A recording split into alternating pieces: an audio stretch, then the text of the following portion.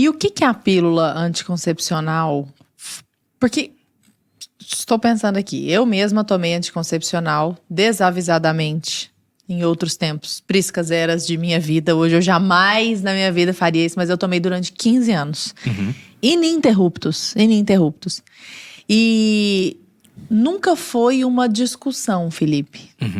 Eu já cheguei lá, estava saindo da adolescência, entrando na minha vida adulta, tá na hora de começar a tomar anticoncepcional, porque a vida sexual já vai começar daqui a pouco, e pronto. Foi uma coisa assim, não foi discutida, nunca me foi apresentado o que é que poderia acontecer em decorrência. E imagino que muitas pessoas que estejam ouvindo aqui agora estejam também nesse mesmo patamar, assim, mas acontece alguma coisa? Eu achei que só não fazia engravidar, né? O que é que a pílula anticoncepcional sacrifica no corpo da mulher em prol dessa não gravidez?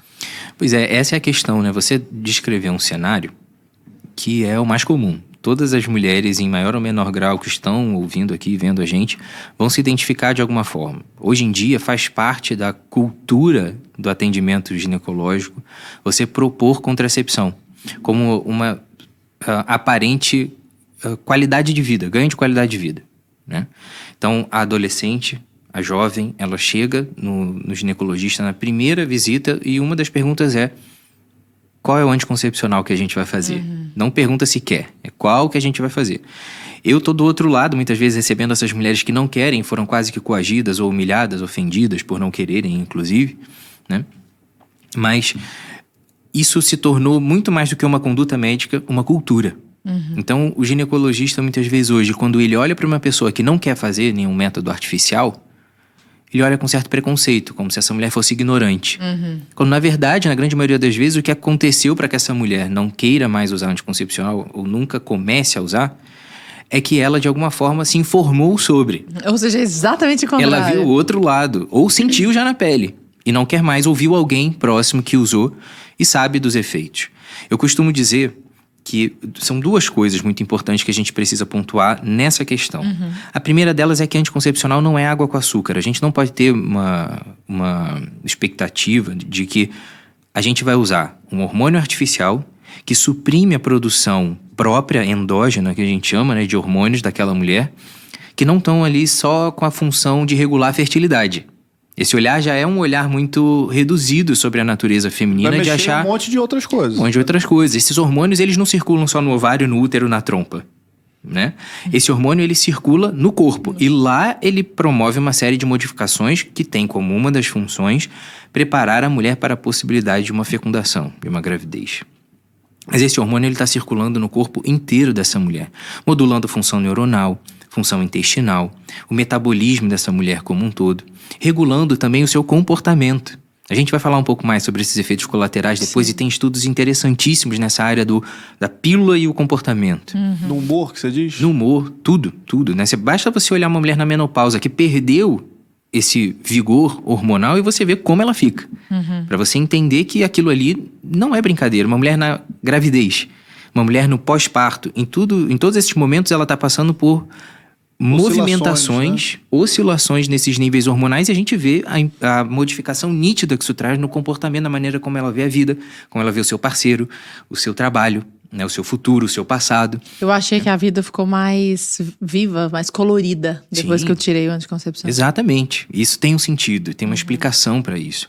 E a outra coisa que a gente precisa entender, né, que esse hormônio que está sendo suprimido, que é o hormônio artificial, não é a mesma coisa do hormônio produzido pelo corpo. Aquele hormônio é sintético, ele tenta simular o hormônio que você produz. Mas não é a mesma coisa, tanto que os desfechos no corpo são diferentes. As repercussões neuronais em estudos, né, de atividade neuronal mesmo, estudos neurológicos de atividade neuronal ao vivo mostram que o efeito do hormônio normal do ciclo no cérebro é diferente da pílula de estrogênio e progesterona no cérebro, ainda que seja estrogênio e progesterona parecidos. E a segunda coisa que a gente precisa entender é que pontuar muito nessa questão da contracepção, como um grande equívoco na maioria das vezes, é que a gente está acostumado, né, a olhar para um indivíduo saudável, a gente pensa o quê? A pressão dele está normal. A frequência cardíaca está normal, a temperatura está normal, a função cognitiva está normal, o sono está funcionando. Uma pessoa que vai perdendo essas funções normais, ela está começando a ser considerada uma pessoa doente. A fertilidade deveria ser para a mulher um sinal de saúde como todos os outros. Assim como uma mulher se preocupa em saber da sua frequência cardíaca, a sua capacidade pulmonar, a sua capacidade cardíaca, a sua função intestinal, se o hábito intestinal dela é normal, né? Se ela dorme direito, ela deveria saber se ela está ovulando direito. Porque isso é um sinal do corpo funcionando bem. Porque esse hormônio que atua lá, atua em tudo. E aquelas alterações de doenças sistêmicas que ela pode ter, repercutem também no ciclo. Então, aquilo ali não está no corpo da mulher por acaso. E aquilo não é só uma questão de fertilidade, né? Então, essa redução da visão do ciclo menstrual como uma questão meramente de preparação para uma gravidez já é uma ignorância em si. E aniquilar o ciclo menstrual às custas de demonizar a fertilidade feminina, e aí tem um movimento cultural que explica muito bem, social, político, que explica muito bem por que a gente transformou a saúde feminina num inimigo dela, a gente começa O corpo dela virou um inimigo dela. Exatamente. O funcionamento normal do corpo dela. A natureza dela é uma desvantagem para ela hoje em dia, né? Na competição com alguém que nunca competiu com ela, né? Então, quando a gente olha para essa realidade, a gente entende perfeitamente por que essas mulheres não se conhecem mais. Elas chegam aos 30 anos e elas não sabem que elas só engravidam em uma relação sexual no período fértil. E que esse período fértil dura em torno de uma semana.